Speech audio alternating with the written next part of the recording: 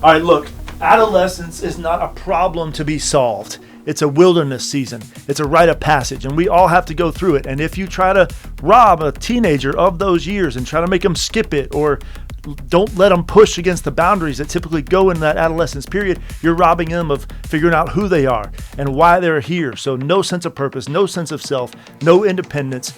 This gets me fired up because there are real life parents who think that their teenagers are a problem and that somehow they can just fast forward through these years. No, these years should be tough. They should be a challenge. And you have to shepherd these people through this time, not try to get them to skip it or just be your little billboard to show how awesome of a parent you think you are.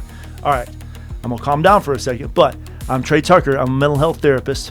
And this is Rugged, where we're making your 20s and 30s legendary. And today we're talking about the show Wayward, and we're going to talk about what Netflix didn't show about that. All right, so I'm going to go through each character, each major character from episode 1.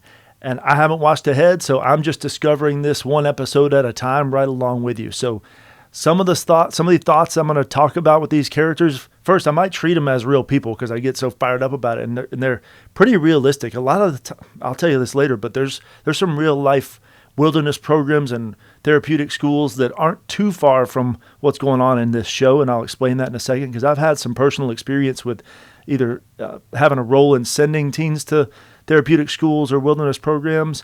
I can tell you the pros and the cons of all that and maybe some of the stuff that does happen in there. But also, whatever I'm figuring out as we go in these episodes, I may change based on the next episodes. So one character, they might make a certain impression on me and I might have an analysis about them that I end up totally switching by the next episode or the next few ones. So let's just do this process together. All right, let's start with Leila because she's clearly the one that's already being recruited or brainwashed into this whole Tall Pines, whatever it is. They're calling it a therapeutic school. I'm calling it more of a cult, but we'll see if I'm right as we go. But not only is she clearly the first target for this school, but she's also the kind of the poster child for teenage rebellion for this show. Abbie comes along and does it next, but in terms of the overt actions, Leila's the one. So first, I would absolutely diagnose her with some sort of PTSD, maybe complex PTSD, because I don't know exactly what her backstory is, but I know that number one, she saw her sister pass away right in front of her eyes, and then we don't know exactly what the circumstances were, but Abbie's dad said that there's rumors that she had somehow something to do with it, and who knows what substances were involved. So at the very least, there's PTSD, maybe CPTSD. Also, she has a pretty, I don't know, you can just see by her expressions that she's searching.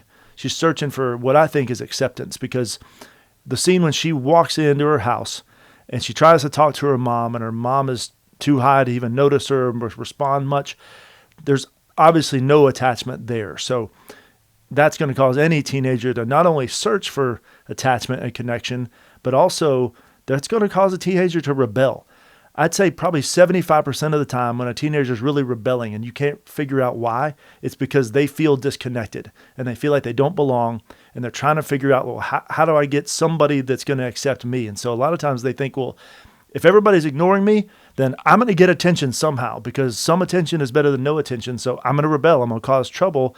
And then it's going to cause people to at least pay attention to me. And I'm going to feel like I'm important enough for somebody to pay attention and connect with me. So I think Leila's got some of that going on. So she got some rejection because of the mom and whatever her issues are.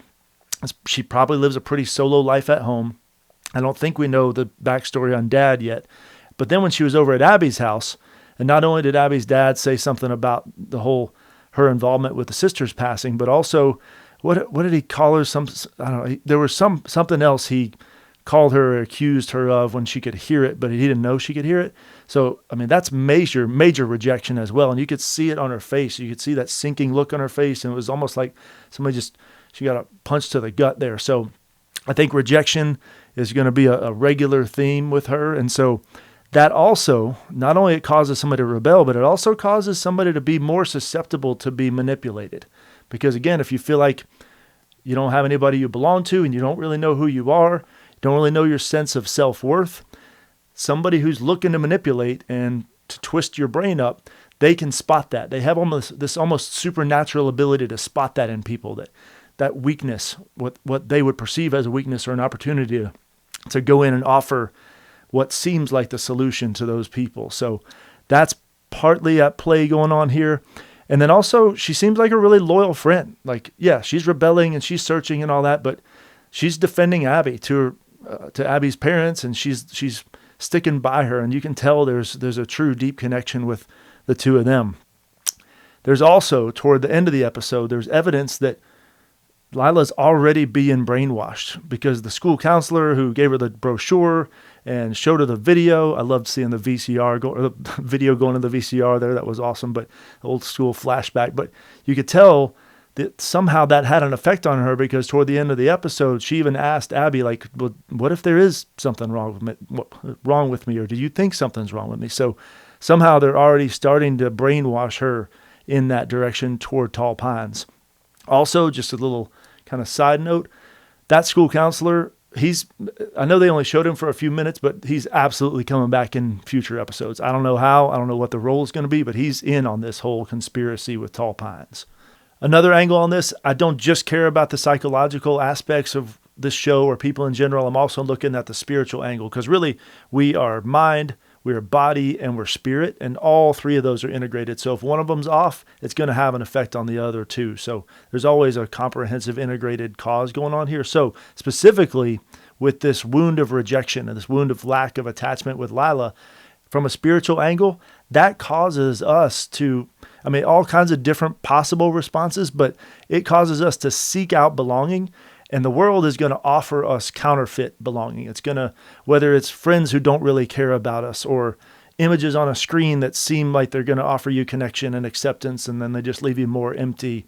Or it could be substances, but the world is offering the counterfeit of what God's trying to offer us. So if God's the one that actually designed us, he knows how to fulfill our need for connection and belonging. So he's the one that can authentically and truly fulfill that. And then everything else is just a temporary fix at best, and sometimes even something that makes you even worse. So from a spiritual perspective, that at the very worst level, that can often lead somebody to walk into a cult type of situation on their own, much less be more susceptible to being brainwashed through it. Okay, let's talk about Abbie. And if you haven't seen the episode, I'm about to hit a big spoiler here, so just come back to me once you've seen it. But here we go. When they took her, I'm fast forwarding to the end of the episode, when they took her right out of her bed to take her to Tall Pines, that kind of stuff actually does happen. There are therapeutic programs, wilderness programs, whatever. I'm going to call therapeutic programs. I'm going to talk about like schools and wilderness programs all under one category, because there's a bunch you could choose from if the situation actually does arise. So I'm just going to call them programs. But that kind of thing actually does happen. And I first learned about this when I think I was in my early 20s. I was not a therapist. I didn't have really any psychological background, but our family friends, they had a daughter who was really, she was ruining her life. She was going in a really wrong direction. And they sent her to one of these places, and they literally did have her, they gave the organization permission to come in at night when she was in her bed and just take her right out of her bed. Now, I don't know if they were like taping her up and using the flashlights and all that stuff that made it look so much more horrific, but that stuff really does happen, because a lot of times the teenager is so out of control that they can't guarantee where they're going to be or like what they're going to have on them in terms of a potential of fighting back. So it is horrific. It is traumatic. And in some very rare cases, it does happen. But I remember when I first heard about that, I'm like, this girl isn't that bad. I can't imagine like that she needed that level. It just seemed like overkill. And it especially was overkill in this episode. So now let's pull it back to the beginning of the episode. So Abbie, when her dad, she told Laura, like, hey, my dad called me a parasite. Or excuse me, Leila. She told my dad called me a parasite. And she laughed it off. That right there, that's a classic defense mechanism in psychology called minimalization. All right. And it's deflection too. It's like using humor as deflection. Like, yeah, this hurt, but it's not that big of a deal. We're going to laugh it off. And a lot of times guys do that, especially we'll talk about something that hurt us, and then we'll use humor to make a joke about it to like, we almost get the credit for talking about it, but then we turned it into a joke so that we don't actually have to like feel it or deal with it. So it's deflection is what was going on there. And Leila, to her credit, she actually said, no, that's messed up. That's a big deal. So she cut right through the deflection. I loved that. That's true friendship, by the way. Another aspect of this whole thing is that when parents say stuff like that to their kids, because this does happen, it wounds your kid forever. And there's a scripture that says life and death are in the power of the tongue. So our words matter. the whole sticks and stones can break my bones, but words will never hurt me. Well, that's BS. Our words, people's words, have such a profound effect. And I have a former client who his dad was cheating. He left his mom. He had no regret, no remorse. I mean, probably a true narcissist, and had just blown up the family with his own selfishness. And his son was about 15 at the time. And he said, "Dad, I never want to be like you." And his dad looked right at him and says, "You're going to be like me whether you like it or not when you're older." I'm like, oh my gosh, how dare you? How could you say something like that to your son? And this dude, when he was 15, he told me about it.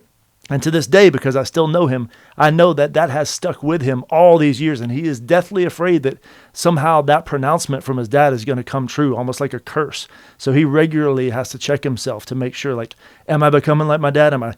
Is it happening? What he said was going to happen? So we just got to know our words have power, and especially parents' words over their kids. And I understand there's emotions wrapped up, and there's fear, and there's hopes, but we've got to make sure that what we actually say with our words and with our body language is something that's going to uplift them in the long run.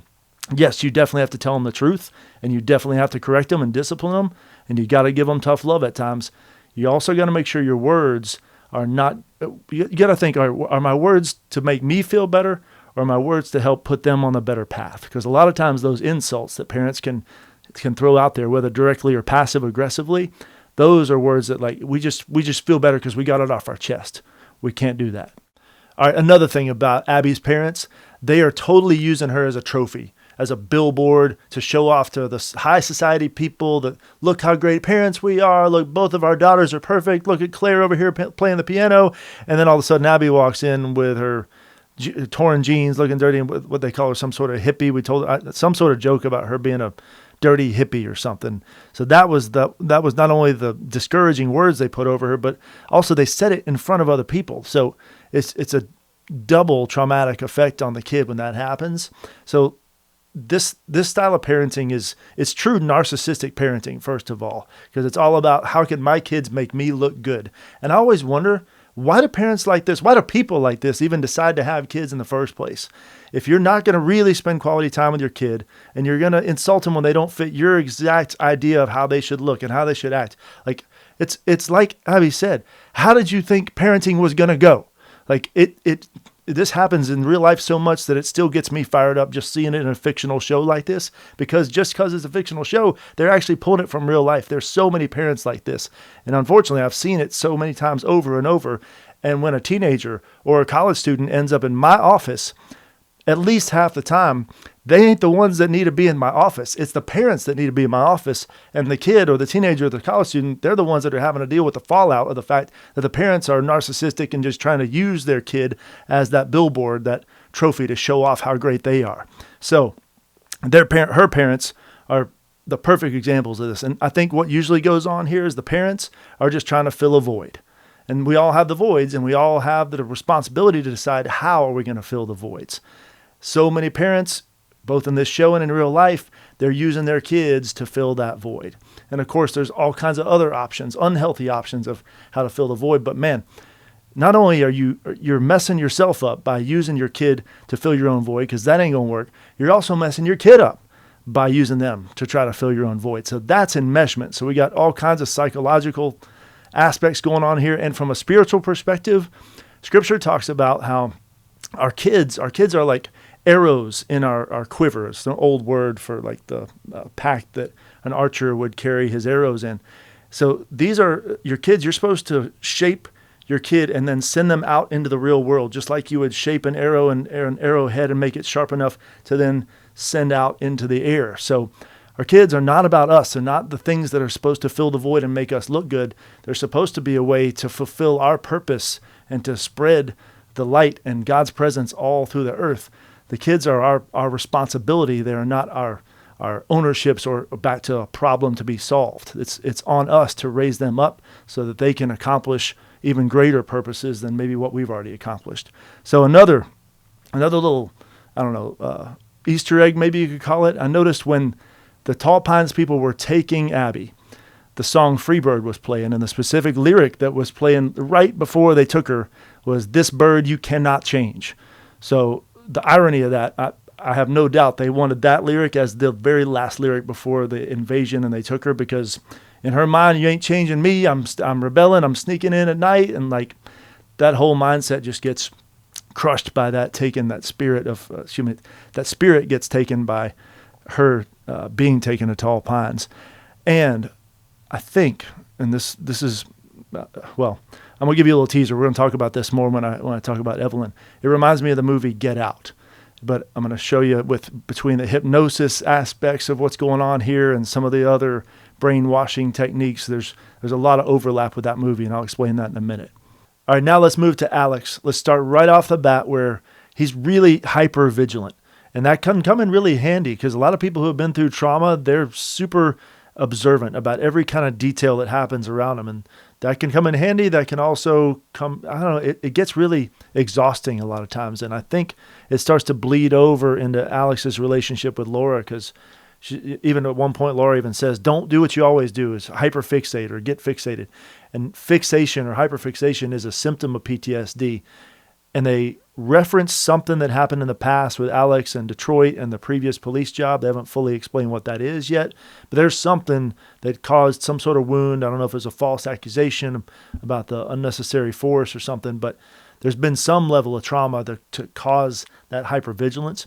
Now, as an officer, being observant comes in really handy. So you don't want to ever just try to smush away every symptom that we have, because a lot of the symptoms from the pain from our past, we can actually channel them and use them to our advantage. So we'll get into further discussions about that as the show goes on.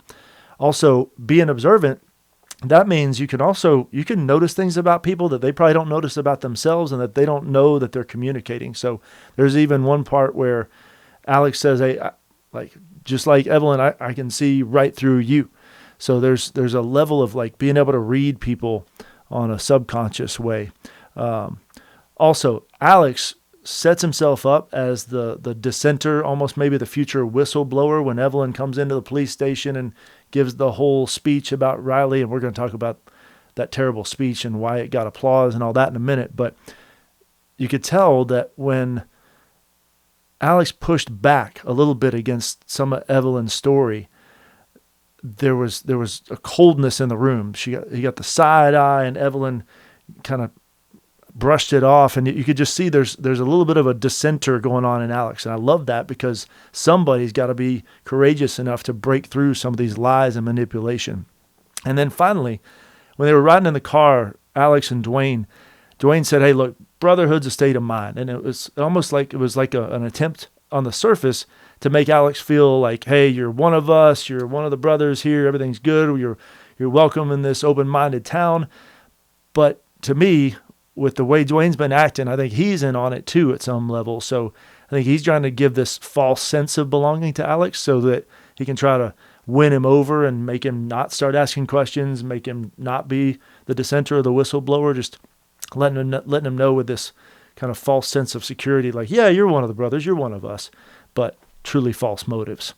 All right, now let's move toward Laura. And on the surface, she seems just kind of like a minor character, maybe just the stay-at-home homemaker, wife, pregnant, all that stuff. But I noticed a lot of stuff right off the bat. So I may go into more detail than you might expect with a seemingly minor character. But from the jump, I noticed that when they moved into this house that was Evelyn's house, there's no doors. I noticed that visually before they even mentioned it. But when Laura even said, I hate doors, I'm like, who says they hate doors? I've heard of people hating stairs, but I'm like, what? That has to be some sort of Easter egg. And then I thought back to the very beginning of the episode when Riley jumped into the water and visualized the door down there in the water. So there's something about the doors. I personally think that the door, to a normal person, it can mean freedom. It can mean escape or walking out into a new adventure or outside even. But for whatever's going on with Tall Pines, the door has now been flipped from freedom to some sort of prison, some sort of fear.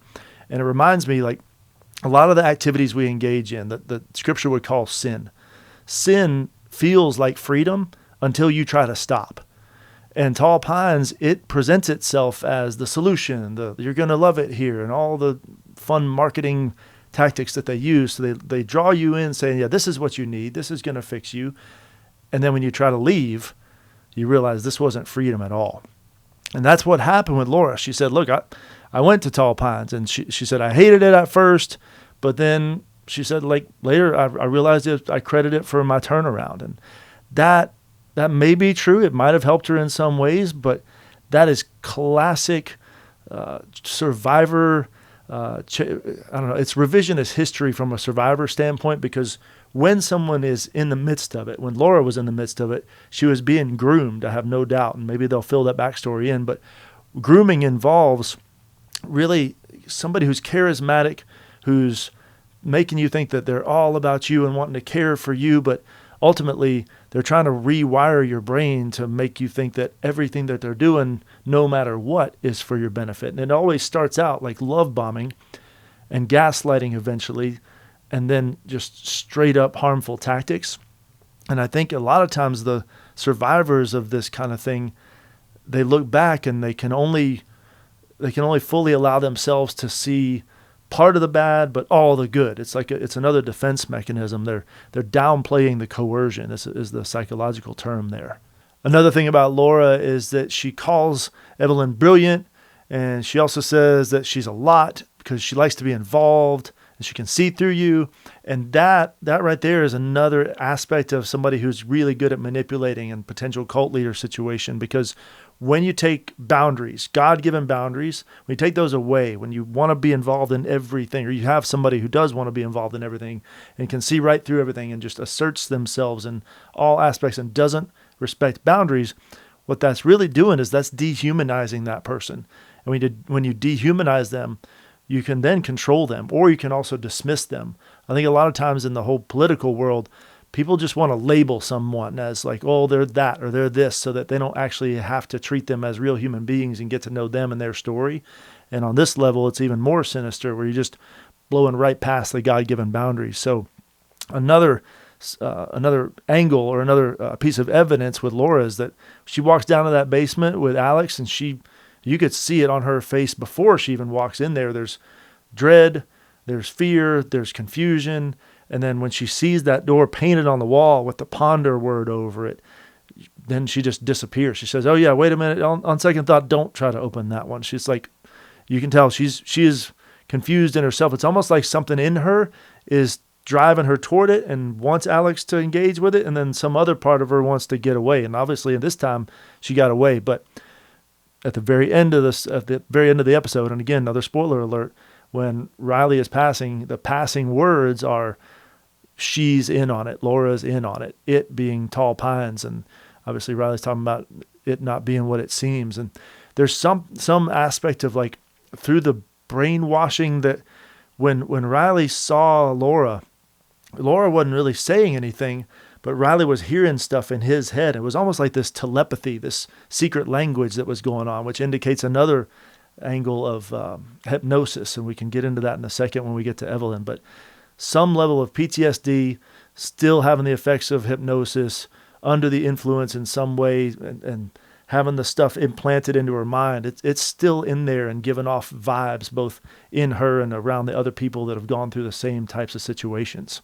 And now let's get to Evelyn. All right, so much to be talking about here, and I'm sure I'm going to leave something out, so I want you to tell me in the comments what you noticed. But right off the bat, let's jump into the scene where she's in the police station and she's giving not just Alex, but all the officers the lowdown on Riley. First of all, the speech was terrible. Now, she's up there with this dramatic body language and talking in such hushed tones, and she conjures up tears, and it's just disgusting manipulation. It just made me want to puke. But at the end of this terrible speech that she really didn't say anything, everybody starts clapping. All the officers, except for Alex, of course. So Alex is looking around like, what are we doing here? So that's a classic sign of a manipulator, a charismatic leader, people who have probably been brainwashed as well. And there's this power dynamic of coercion. Like, you better see me as the authority and as almost like a godlike figure, and you better applaud everything I do and praise everything I do. And if you don't, some level of retribution is coming to you. Classic cult leader behavior as well. So also in that scene, when the two of them are meeting, when it's Alex and Evelyn meeting for the first time, first of all, she does basically invite herself over for dinner as sort of good payback for leaving that basket at their house, just like Laura said she would. But the body language was more important, more interesting. She holds Alex's hands too long, awkwardly long, looks deeply into her eyes. And on the surface, that probably is this attempt at she wants to make it seem like she's so personable and warm. But I think there's something going on there where she's already trying to hypnotize Alex. I don't know what exactly the movement is yet, but we know the bell has something to do with it, because from the very opening scene with the bell and Riley's trying to get it out of his head with the door. Also, when Evelyn is talking about Riley and all the events, the order of events, and Alex asks a question like, well, if this happened on Thursday, but you're saying it happened Wednesday. So everybody, all the officers look at Alex like with this side-eye glance, like, no, we don't do that. Like, why are you asking questions? And then Evelyn gaslights Alex, just totally ignores the question and jumps over to something else, almost like, wait, did you hear the question? Am I crazy here? Did I ask the question? It's like, just totally dismisses it in a way that can really mess with somebody's mind. So another psychological term going on here is groupthink. With that applause thing, it's like if everybody has been trained to think one way, that's groupthink, and that's what these leaders, that's what they depend on. That's also what they try to foster in the whole situation. Also, there's scapegoating going on, another psychological term with Riley, because Evelyn's trying to paint Riley as this dangerous person. I don't think that Riley injured that employee at all. I think that was fabricated just to make Riley seem like the dangerous one, because these false leaders, they're going to demonize outsiders to keep insiders loyal. And that's what's going on with Evelyn as well. So another tie-in, I mentioned that how this show reminds me of the movie Get Out. You know, the bell thing, that seems to be one of the triggers for putting them back into that hypnotic state that she's got them in. Just like in Get Out, when whoever the character was, would stir the teacup, and the sound of that metal against the teacup and the rhythm that it was, it put them right back into it as well. So there's all kinds of, and we'll get into this later in the series with these overlaps with Get Out and this episode or this show. But there's the idea of brainwashing and hypnosis and a secret society and people trying to protect that secret society and pull in outsiders, and it's just. It's a lot of similarities there. So another one, and if this one freaked me out, the line she repeats with the hypnosis is, "You're lying on your back, crying out for your mother. Your mother has her back to you." I hope they tell us what in the world that is, because it was really freaking Riley out, but that's the line that somehow puts them back into that state as well. All right, also, let's back up from the very start. The beginning of the episode, they say that Evelyn is the director of this therapeutic school, but they say that she's a life coach. That is on purpose. They could have easily said that she's a therapist. They said she's a life coach. Now, look, I don't want to totally insult every single life coach out there, but there's a high percentage of life coaches that have no idea what they're doing. They are harming people, and they're trying to claim that they have all the answers and all the solutions when all they can really do is talk really well and come across charismatically, and they got no training. Therapists and social workers, they have to go to school for 2 to 3 years, sometimes even 5 years, just for the masters. And then you have to go through a 2 to 3 year internship phase. So when you're messing with somebody's head, you better know what the heck you're doing. And if you're just going to roll yourself out there and call yourself a life coach and start some school or some organization just because you feel like you can talk well enough and you've read a few books or you've listened to a few videos, no, you're going to be messing people up. And this show, obviously on a much more grand level, this is the type of thing that if you take it to the extreme, it can happen. So I know for sure that they did this. They called her a life coach on purpose because she has no real training. She's just saying we use groundbreaking therapeutic techniques. Well, that's some bullcrap, because there's no groundbreaking therapeutic techniques. Therapeutic techniques, they have to be put through research and testing over years and years and years. So if she's calling something groundbreaking, it means that she's made it up in her own manipulative mind, her evil source of a mind, and just rolled it out and say, this is how we're going to fix your teenager. So we know from the start that there's something going on that's sinister in this woman. Also, the line where we're solving the problem of adolescence, that's a dead giveaway. That's something negative is happening there. And she's disguising therapy. She's calling it therapy, but what it really is authoritarian leadership, It's just her way of exerting her control over everybody. And when you give yourself a title of life coach or something along that line, or guru, and you have no qualifications, no credentials, it gets really dangerous. So from a spiritual perspective, what we have here is what Scripture would call a wolf in sheep's clothing. She is wrapping manipulation up in the language of healing, giving off this warm vibe and promising healing and freedom. But just under that sheep's clothing, that cloak she's wearing, is hardcore manipulation. Another angle on Evelyn here. In Ephesians 6:12, it says, "For we are not fighting against flesh and blood enemies, but against evil rulers and authorities of the unseen world, against mighty powers in this dark world, against evil spirits in the heavenly places." So let's take Evelyn as a symbol, a type of, I'll give you a little bit of a history lesson, and you can go into this more on your own, but the false gods like Baal and Molech that you see in the Old Testament, a very common practice of the people that followed those false gods was child sacrifice. And a lot of times, especially with the god Molech, they would send their children, their own children, they would send them into burning flames, and they would make them walk into the burning flames alive. And if you look, and somebody taught me this once, and I need to double check and see the tie-in here, but there's a verse that talks about hell being a place where there's weeping and gnashing of teeth. And there's a tie-in to the child sacrifice of Molech time, where the children, when they were being forced to walk into those flames, those hellacious flames, they were, of course, weeping and gnashing their teeth from all the pain and the fear that they were going through at the time. So there's something in there with Evelyn that we don't know what they're going to reveal about her yet, but we have to make sure that we see as best we can, the motives for why are they going after children? Why is Evelyn going after children? Is there some sort of a demonic tie-in here? And let's also take it over into the real therapeutic schools. Most of these therapeutic schools are awesome. Most of the experiences that I've had with them are amazing. They can help children in such miraculous ways that they never would get in any other environment. So this can be the school settings. This could be the outdoor wilderness settings. So I'm not making a blanket statement about all these places, because most of them are good. Some of them, however, cross the line, and some of them go into the dark tactics. And I've heard some stories about some of these leaders where they're getting power hungry, and they get more and more desperate to produce results, because a lot of their marketing materials will promise certain things. And one of the ways you can tell if one of these places is legit is if they're not promising anything. They're just saying, look, here is our process, and we cannot control the outcomes. This is what we're doing faithfully, that we've seen work through research. A false place, or a red flag kind of a place, they're the ones that are going to be promising how wonderful it's going to be and all of these results and outcomes that you're going to see.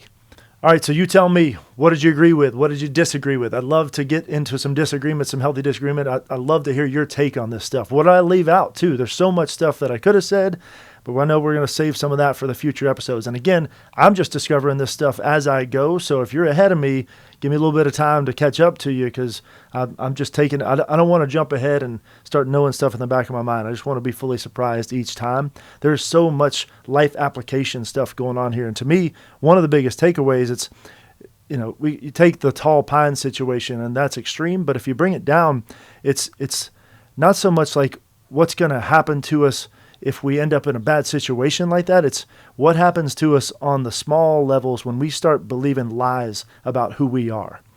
Because the lies about who we are and our identity and why we're here and what our purpose is, that's the way that those beliefs, if they start to get undermined, we don't really know that they're happening under the surface. So shows like this that are on a more extreme level, they can actually be really helpful and really educational, because we can shrink it back down to like, okay, what are the lies that culture or media or people that maybe don't have my best interests in mind, what are those lies that they're trying to implant into my heads as little seeds that I don't even know are being planted in there yet? But you're usually going to always have that same commonality of like trying to tell you like, no, you're maybe somebody different than you think, and it's not so much in a fruitful, helpful way. So we'll navigate that and so much more next time. Keep being legends, and I'll see you then.